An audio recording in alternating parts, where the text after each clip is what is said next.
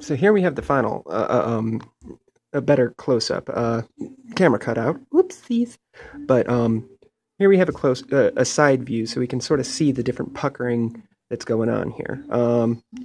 Let's focus. There we go. So up here, um, it's because it runs this way, it puckers all the way over here in the end. It's also got a little bit of a pull this way. This one, even though it's hard to see, you showed it early in the video, but because the total pucker ends up right here, it gets hidden by the fact that these two sew down before and after it, so it stretches the fabric out that way. By just enough to make it almost impossible to see. Down here we've got this is honestly the best one. The only problem is, if I can get a visual of it, if you can sort of see how that there's still a little bit of show of that red. On a line this size with a fill, you could actually use a running stitch to get that final result, but to come out a little bit better. But ultimately, there's just not a whole lot. You just got to find the happy point for that. And down here, there's just all kinds of puckering going on because unlike on these where you're trying to use as few stitches to get the densest looking result. Here,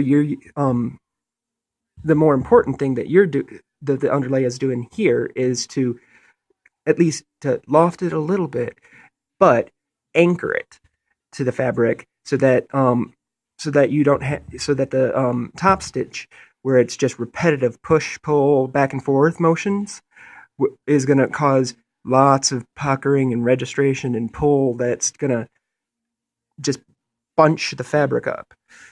Whereas the underlay is actually anchoring it to the backing, allowing it to sort of take most of the tension. I did the other three, and you get a similar result to the others, but what's interesting is that the puckering on this one is significantly less than it was up here. And it's using pretty much the same result. The only problem is you still get that edge like this. Now,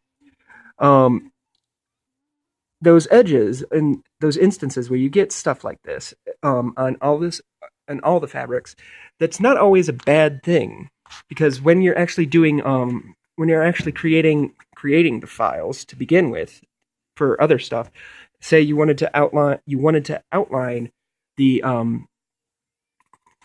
the fills or whatnot with a satin, you actually want to have this sort of like lofted edge that allows it a space to sort of sink between the fabric and create a much smoother edge over on the side that's actually butting up against stuff.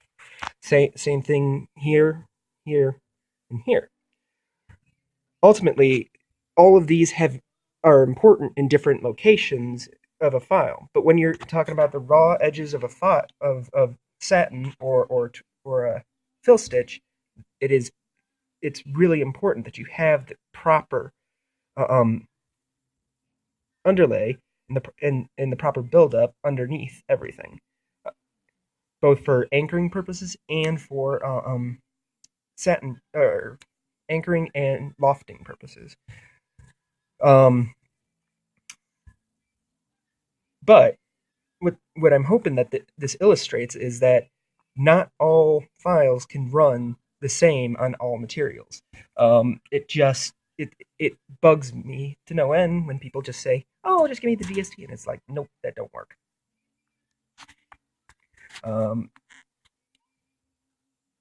Yeah, what's really annoying is if you have something that's going to run really good on this, it will absolutely pucker this to no end.